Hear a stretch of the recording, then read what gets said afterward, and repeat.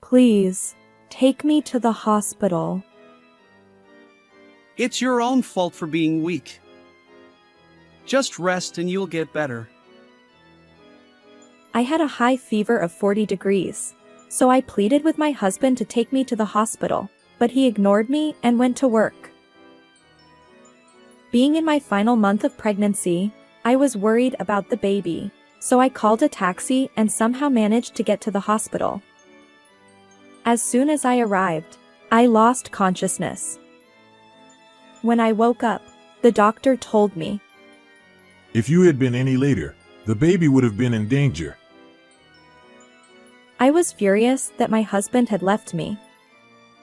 However, what happened next revealed an unexpected truth about my husband's actions. I am Ileana, 38 years old. I married my husband, Santiago, 7 years ago. We had been longing for a child, but it was a difficult journey as we struggled with infertility. We started fertility treatments, but the high medical costs put a strain on our relationship. Santiago would get angry when I tried to cut down on food expenses to save money. Are you trying to make me sick with these cheap meals? Even when I was lying down due to feeling unwell, Santiago would say harsh words like, You don't even work outside, and yet you get to relax? These difficult times increased. Just when our relationship seemed on the verge of breaking down, I found out I was pregnant. When I told Santiago, he pretended to be happy, but his reaction was colder than I had expected. Despite this, I believed that we could live happily together with our baby. The baby grew healthily, and I finally reached the last month of pregnancy. Daily life with a big belly was tough, but I felt the baby's strong movements and cherished the happiness. When I woke up that day to prepare breakfast as usual, I felt unwell with a severe headache and dizziness. Forcing myself to get up, I began to feel chills. When I measured my temperature, it was already over 40 degrees, and I could barely stand. What's happening all of a sudden? I lay down on the sofa, but there was no sign of improvement. Worried about the baby, I wanted to go to the hospital. Just then, Santiago woke up. Good morning. Sorry to ask suddenly, but can you take me to the hospital? What's wrong? I have a high fever of 40 degrees, and I feel terrible.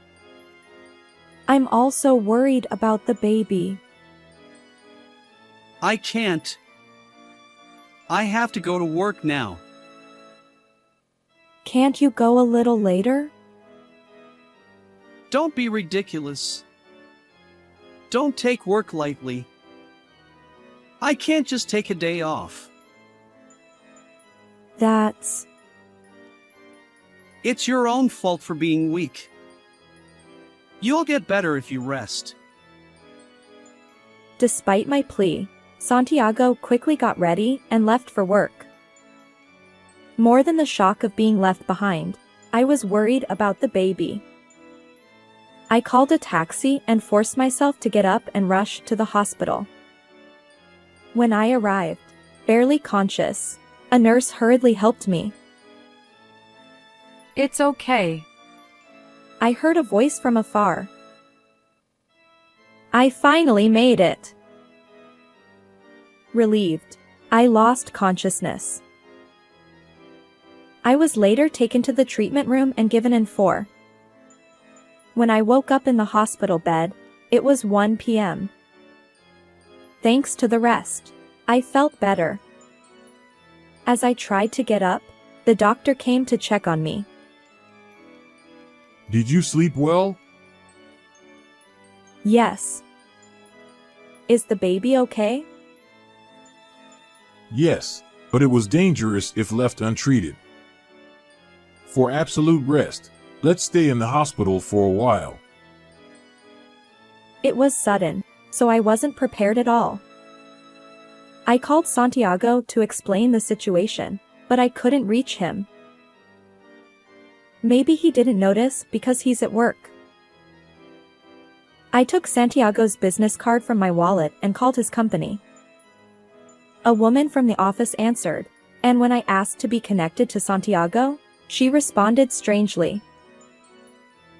He has taken paternity leave from today. He was excited to accompany his wife for the birth. What a good husband. I see. Thank you. I ended the call, pretending not to be surprised by Santiago's leave. He left for work this morning, didn't he? While I was suspicious of Santiago lying to his company, a friend called me. I'm at the service area right now, and I just saw Santiago.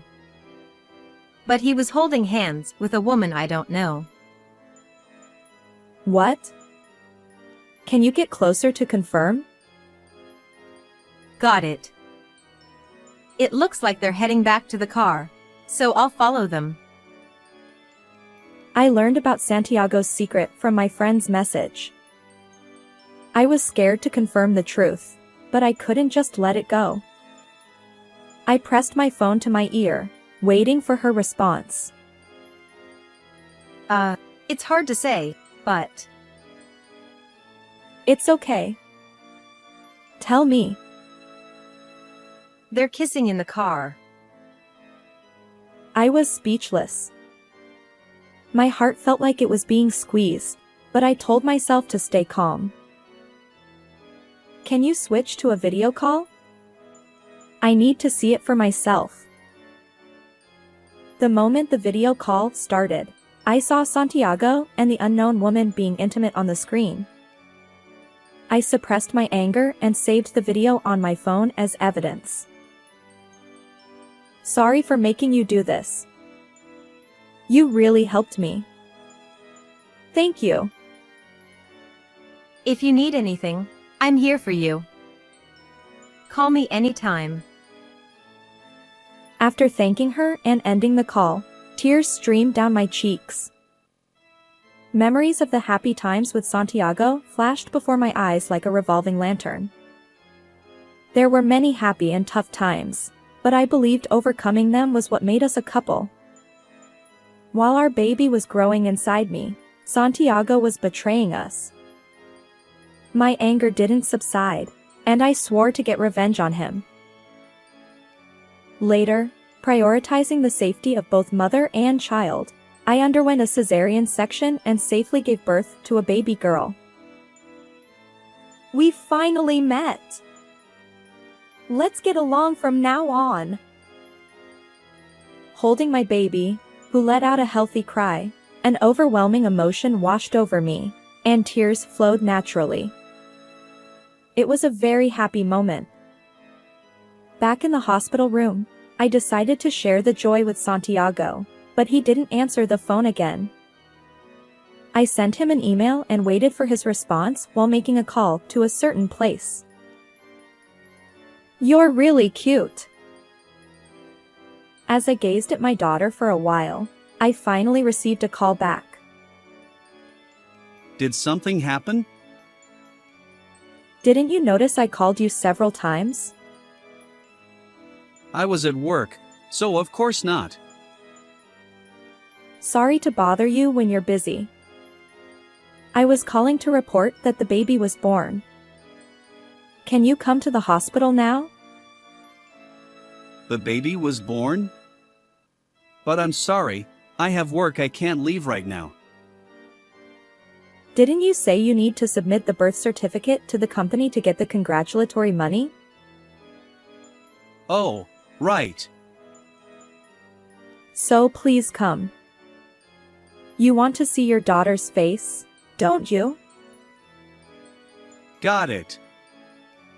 It'll take a bit of time, is that okay? It's fine. I'll be waiting.